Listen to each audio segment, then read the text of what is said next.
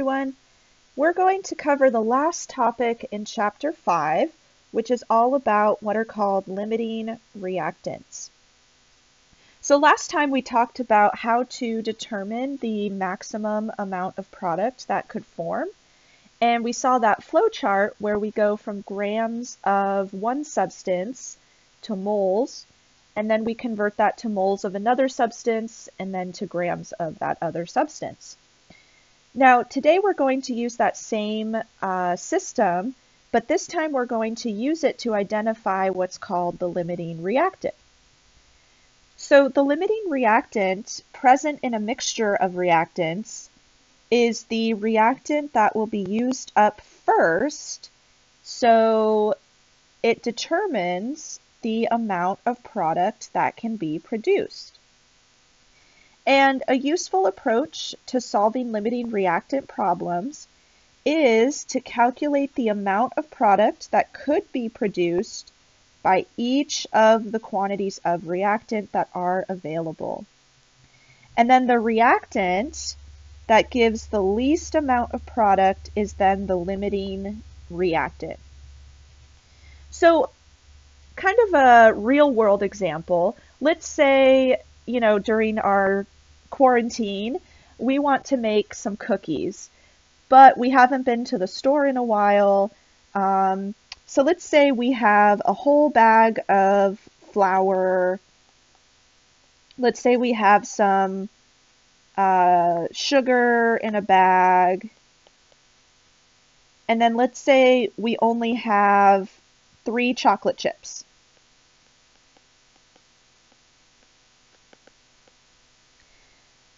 So what would be our limiting reactants?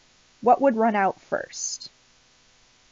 So in this example, the 3 chocolate chips would run out first, so we could really only make 1 cookie, potentially. Of course, I like to have more chocolate chips in my cookie than that, but again, this is just to demonstrate that whatever runs out first in your recipe or in your chemical reaction is the limiting reactant. And actually, the amount of product that we can form, so that 1 cookie, that is called a theoretical yield. So that's the maximum amount of product that could potentially form based on our limiting reactant. Okay, so let's do an example with an actual chemical reaction, and this is one that we saw before. So this is referring to the reaction between 2H2S and 3O2, and that produced 2SO2 and 2H2O. Now, let's say that we want to calculate the maximum amount of SO2 that could be produced by reacting 55.2 grams of O2 with 50.8 grams of H2S. So how much SO2 will form? So really what we're trying to determine here is which of our reactants is the limiting reactant? Which one is going to run out first? So what we'll do is use our flow chart. So we're going to convert grams of H2S to moles. And then we'll convert that to moles of our product, SO2. And then we'll convert that to grams of SO2. And then we'll do the same thing with O2.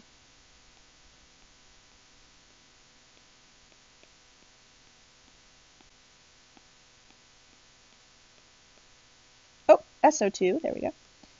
And grams of SO2.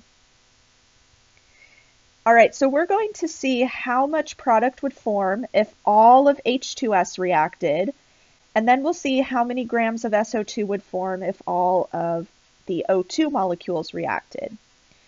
Then we're going to compare those two amounts, and whichever reactant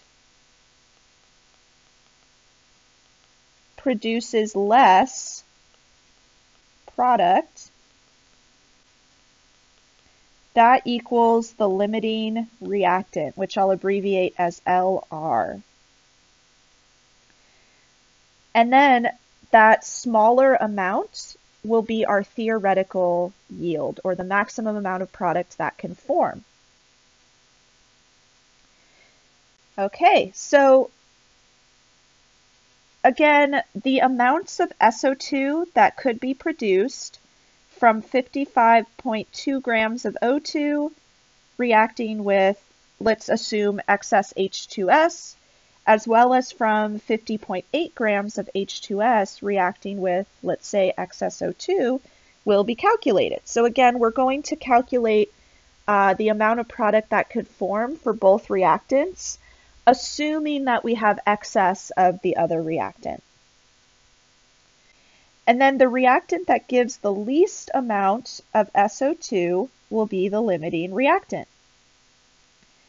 And the amount of SO2 produced by the limiting reactant is the amount the reaction would produce, theoretically. Okay, so let's step through the calculations. And previously we had already calculated the molar masses of I believe H2S and SO2, but I'll give you the molar masses in this example just to save some time. Okay, so let's start with H2S. How much SO2 would form if all of the H2S reacted? So we're going to start with our mass of H2S. And we want to convert that to moles of H2S, so we'll put 1 mole of H2S in the numerator, and we'll put the molar mass in the denominator. So the molar mass of H2S is 34.08 grams per mole. And then we're going to use the stoichiometry or ratios between the product and H2S. So if we go back to our reaction, there are 2 moles of SO2 for every 2 moles of H2S. So we'll put that into our equation here. Oh, that should say H2S. And then in the last step, we're going to calculate how many grams of SO2 would form. So the molar mass of SO2 is 64.06 grams per mole. Okay. So when we calculate that and plug it into our calculator, let's see, let's make sure our units cancel. So grams of H2S cancel, moles of H2S, moles of SO2. So we're left with grams of SO2, which is what we want. And if we kind of consolidate everything or simplify it, we have 50.8 times 2 times 64.06 in the numerator, and we're dividing by 34.08 times 2. So you could simplify this further and just cancel out the 2's, and that'll make it easier to calculate. But if all of the H2S reacts, we would end up with 95.5 grams of SO2. Okay, so let's do the same thing for O2, and then we'll compare the two amounts. All right, so for O2, we're starting with 55.2 grams. And then we want to convert to moles of O2, so we'll put 1 mole of O2 in the numerator. And 1 mole of O2 weighs 32 grams. So remember, this is tricky. O2 is always diatomic, so we have to multiply the mass of oxygen by 2. So it's not 16 grams per mole, it's 32 grams per mole. And then looking at our equation from before, the ratio of SO2 to O2 is 2 to 3. So there are 2 moles of SO2 for every 3 moles of O2. And then in our last step, we want to multiply by the molar mass of SO2, which we already said was 64.06 grams per mole.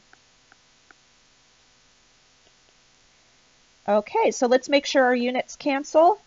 Grams of O2 cancel with grams of O2, moles with moles, and then moles of SO2 cancel with moles of SO2.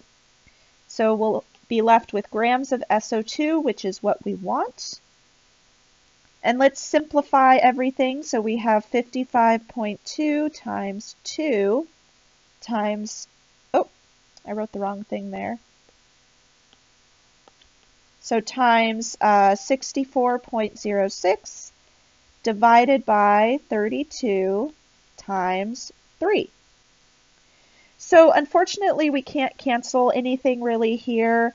So when you plug this into your calculator, make sure to put parentheses around the denominator so that your calculator doesn't assume you're multiplying the whole thing by 3.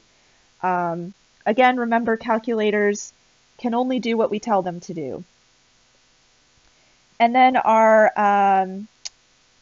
final unit is grams of SO2. So when we plug this into our calculator, we get 73.7 grams of SO2. Now, the next step is to compare that to our previous value, which was 95.5. All right, so let's write that down.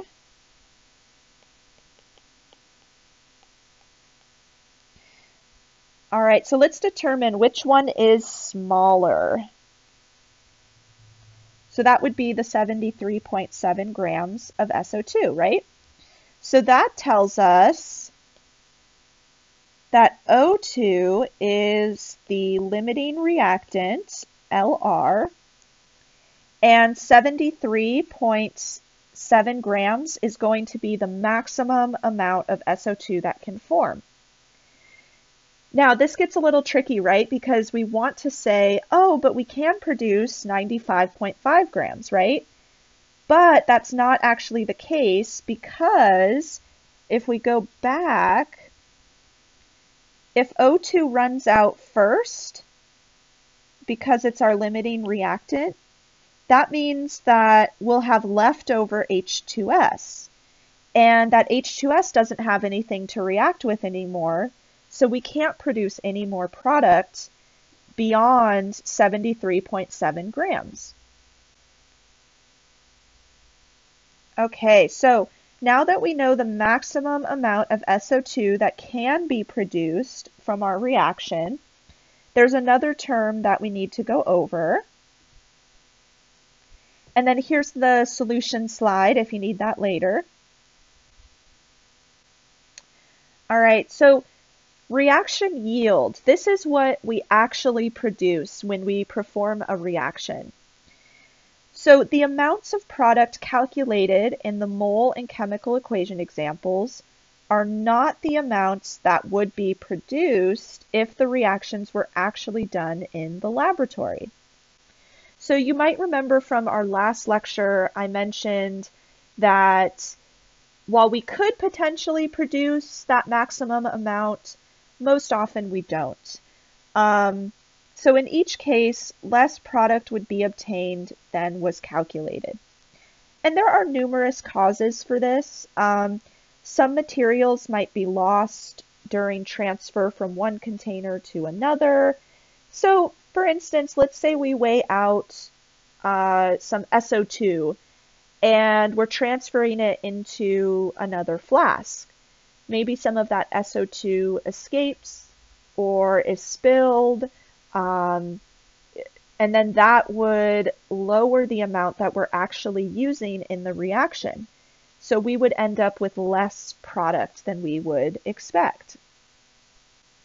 Now, another cause is that side reactions could take place that are different from the one that is intended to take place. So maybe we end up with some contamination.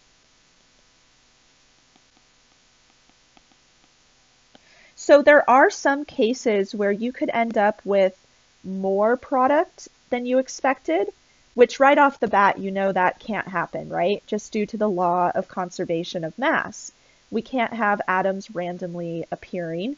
So what could actually be the case there is there's some contamination from a side reaction. So that could cause your final mass to be much larger than you would expect. So the amount of product calculated in our examples, again, was the theoretical yield, or the maximum amount. But the amount of product actually produced is called the actual yield. And we can compare those two amounts by calculating what's called a percentage yield, or percent yield. So the way we calculate that is shown below. So we take the actual yield, so the amount that we actually produce in lab, divide that by the theoretical yield, so our calculated amount, and we multiply by 100. So not too bad. This is actually a pretty easy calculation. So let's use our example from earlier and calculate a percent yield. So suppose the mixture of reactants calculated to produce a theoretical yield of 73.7 grams of SO2 was done in the laboratory, and only 42.7 grams of SO2 was collected. What is the percentage yield of the reaction? All right, so remember, percent yield is just comparing the actual yield, so what you actually produce, to the theoretical yield, or the maximum amount we expect. Oh, theoretical, there we go. And then we'll just multiply by 100 to get our percent. All right, so according to this problem, we only produced 42.7 grams of SO2, and we're going to compare that to the maximum amount that we expected, which was 73.7.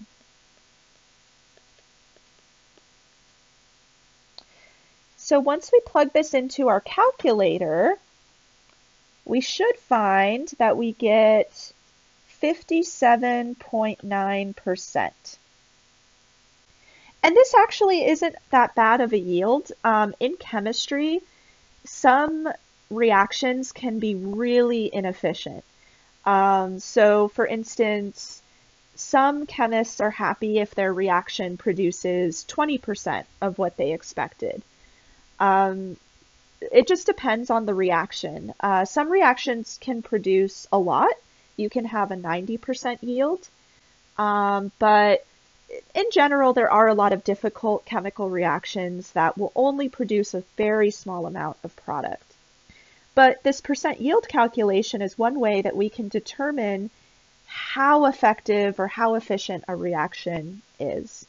So 57.9% is actually pretty good. All right, and there's the solution slide. So I believe that is all for Chapter 5. So I'll post a worksheet with some more limiting reactant and percent yield problems that you can do if you want some extra practice. And if you have any questions, again, feel free to email me or set up an office hour. And next week we'll start Chapter 6. So I will see you then.